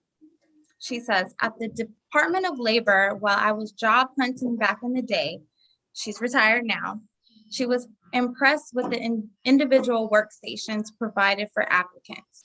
That scenario served her well, but she always felt that the staff was incompetent. What effort can you make to ensure that the staff provided for job seekers are more knowledgeable and friendly? So we'll start with you, Representative Bodie. Yeah, that's a great question. And thank you for that question. I will make sure that we have quality customer service. One of the things I want to do is I want to bring back the managerial program that the former last Labor Commissioner, Michael Thurman, had. It was a 2-year program to basically uplift and promote within, but to train entry-level workers in the Department of Labor to be managers and provide them customer service skills, the knowledge of whatever area or division they were working in or would be working in the Department of Labor. But also, I want to make sure we pay the staff at the Department of Labor more. One of the things I hear from workers with Department of Labor, and morale is low because they're overworked, long hours, mandatory overtime. I want to alleviate all of that and also adequately train them to deal with the citizens of the state when they come into our one-stop shops, which are the career centers across the state of Georgia. Customer service is going to be something I'm going to do on the first day. And also I'm going to create a call center. So when you call the Georgia Department of Labor, you get a live human being on the phone to answer your question about your claim, your appeal, your PIN number, or find out about a job opportunity. So I'll do that also as the next Labor Commissioner. Thank you. Nicole. Thank you so much. When I was speaking just earlier this week with somebody from the Department of Labor, he shared with me that the Labor Commissioner, Mark Butler, never goes and talks with people who are on the front lines. There's not a feeling of camaraderie with that, or a feeling of support. So I think that we first need to tackle the culture at the Department of Labor. Part of improving culture and morale will absolutely be to improve the pay of the people at the Department of Labor. This used to be for people a career and a passion that they got into this department because they wanted to help people find their next job, start their next career, or be there when they need them most through unemployment insurance benefits. So we need to pay people better. We also need to make sure that we are hearing from the ground all the way up some of the challenges that our frontline workers at the DOL are experiencing. So we'll make sure to put in place a management system that allows for feedback. And then to that point of both friendly and effective, as a business owner, I always go and look at the numbers. So how are we going to measure how effective we are? And let's hold one another accountable for the way we treat each other and how people are rated on that experience and how quickly things are processed. When you get on the same page of painting a vision for a department that quickly processes claims, that is able to successfully place people in jobs, it makes an impact and it helps ensure that you've got the right people on the bus. So I look forward to building a culture of friendly accountability and strengthening our workforce through increased staffing and pay. Thank you. Thank you so much. So I have one last question. This question is from Sakari Johnson. She says, in the absence of a statewide Civil Rights Act, what are the executive limitations for the Labor Commissioner when it comes to adding administrative rules against state government workers and or discrimination by businesses which contract with the state government? And Representative Bodie, we'll start with you. Yes, so that's a great question. First of all, I would love for Georgia to have a statewide civil rights department like other states have. But right now, as far as limitations are concerned, the Department of Labor can change administrative rules that don't need the approval of the Georgia General Assembly. Right now, I was actually a part of legislation that just passed this last session to help anybody that files a sexual harassment claim against their city or county employee. And if they're retaliated against, they can actually go file a lawsuit in a civil court across the state. That act was HB 1391. So that's an example where you have to actually pass legislation. And I was one of the lead co-sponsors on that legislation. Representative Terry Anulich out of Smyrna, a great Democrat, led that legislation. But also, as far as disparities are concerned, I have been a part of legislation every year that I've been in General Assembly. We have filed legislation, Representative Roger Bruce, on disparities in state contracts being issued to minorities across the state for all levels of state government. Right now, we do have a disparity study was done for the Georgia Department of Labor, not Georgia Department of Transportation. And they have to enter into contracts with minorities at a certain percentage. I think the percentage is 16%. But Representative Roger Bruce and myself have been working on making sure that is a disparity study being done and legislation passed to make sure minorities across the state are getting the opportunity to bid and to get state contracts. So I would work on that as the next labor commissioner, because if you got those contracts for minorities, they can also hire more minority employees, more women employees, more seniors, more veterans. So I'm all for that. Thank you. Thank you, Ms. Horn. Thank you so much. Well, and I think that we need to make sure day one that we've got leadership in place that is ready to ensure that that is fighting against discrimination. And that is a position that I will have ready to go on day one, not only to hold the department accountable for making sure there is equity and transparency in the department and in the processes that we have, but also making sure make sure that we are fighting against discrimination as as leaders of this labor force in Georgia. And that is something I can have ready to go on day one. When we talk about discrimination, we also don't have right now a state agency in Georgia that processes discrimination claims.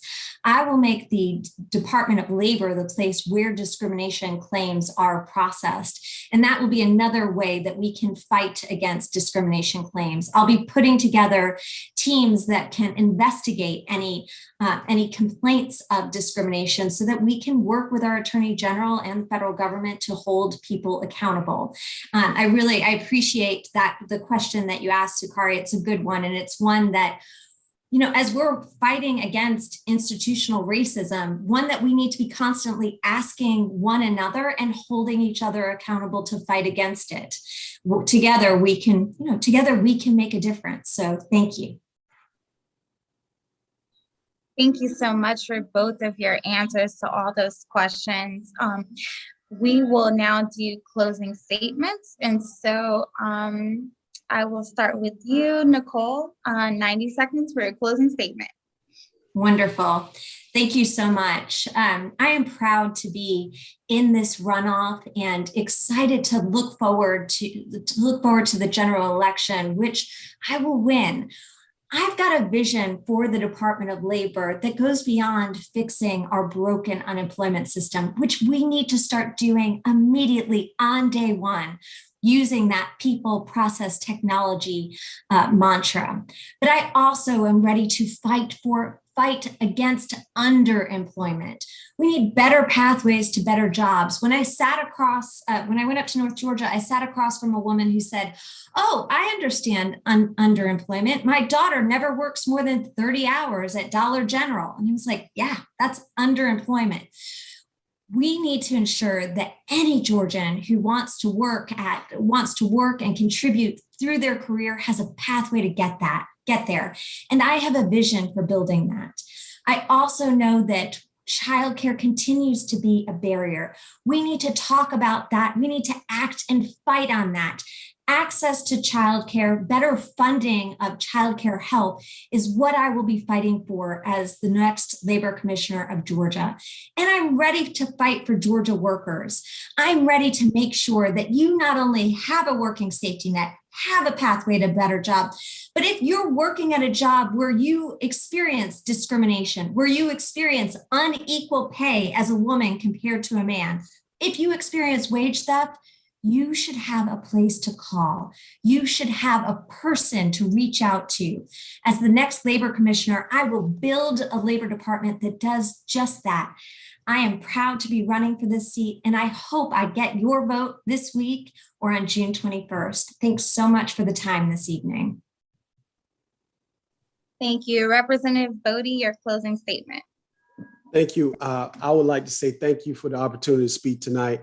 And I'm just proud to say that I received over 184,000 votes, and I had the most votes of any Democratic candidate for a Labor Commissioner. And I'm just asking everyone to come back to the polls to vote for me again starting tomorrow, if you haven't voted early in some of the counties that have early voting that started yesterday, and even Cobb County on last Wednesday. But I'm asking you to vote for me because I'm trusted by so many leaders to do what's needed to be done to get the Department of Labor moving forward. I want to modernize the Department of Labor. I want to staff up the Department of Labor. I want to build the trust back with the Department of Labor that has been lost with the Republican Labor Commissioner, Mark Butler. I have done that by partnering with elected officials, faith-based leaders, community advocates. I was there in the COVID-19 pandemic fighting for the Georgia Department of Labor to keep the doors open. I was fighting for the Georgia Department of Labor not to cut the federal PUA benefits in June of 2021 when they should have ended in September of 2021. I'm the candidate that has marched and pulled on the Department of Labor doors across this state, demanding the Labor Commission to open the doors. I have the skill set to make sure that everything that needs to happen with the Department of Labor to make it better will happen. As far as the relationships, I can get money in the budget. As far as passing pro-worker legislation, I can get it done because I know the elected officials under the gold dome to get it done. As far as reaching out to labor unions to get a partnership, I don't have to do that because I already have that partnership. I've been working with them even before I got elected.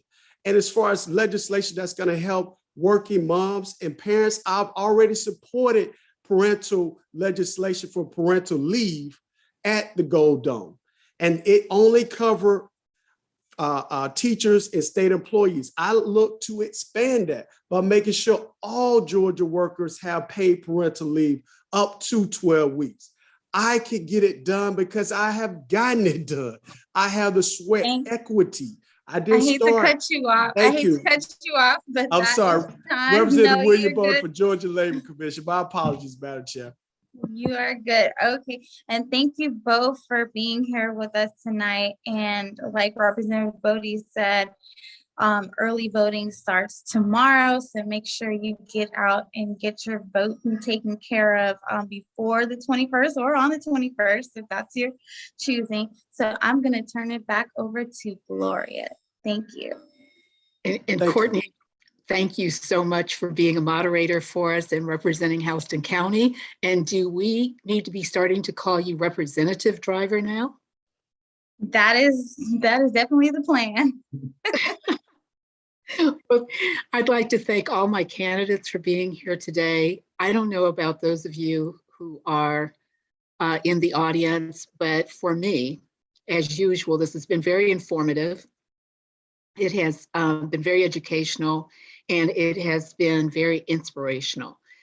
We have excellent Democratic candidates to choose from. Starting next week, as everybody continues to tell you, and certainly on June 21st. So we encourage you to go back to the polls and do vote in the runoff, because we need these folks who are excellent to be representing us in the general election. And it has been really my pleasure to have all of our co-hosts and our moderators who were representing Fulton County, Clayton County, Gwinnett County, and Houston County. Thank you for being here. And moderators, if you're still here, be happy for you to turn your videos back on so folks can see you while I thank you. And also our candidates, thank you for being here. We know at this point in time in particular, it is extremely busy for you. And so we're glad that we were able to give you this platform, and we're glad that you took the time and gave us the energy that you did this afternoon, this evening, to educate the voters, because that's what we're all about. All of these county parties and committees are about educating the voters, and then once we have a Democratic nominee, getting the voters out to the polls to vote for you. So thank you very much to our audience, and thank you all of you who participated. Thank you very much again to our technology team and our communications team, who are always there for us to make this possible. Jesse, if you're back there behind the scenes, thank you, thank you, thank you, and thank you, Bola and Lil, for participating with us this evening. And my co-chair for special events with DeKalb Dems was unable to be here with us today, but he has been through 11 of these now, 11 different forums, depending on how you count. It could be more than that.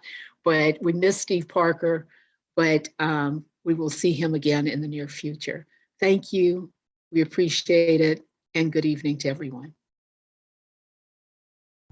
Bye.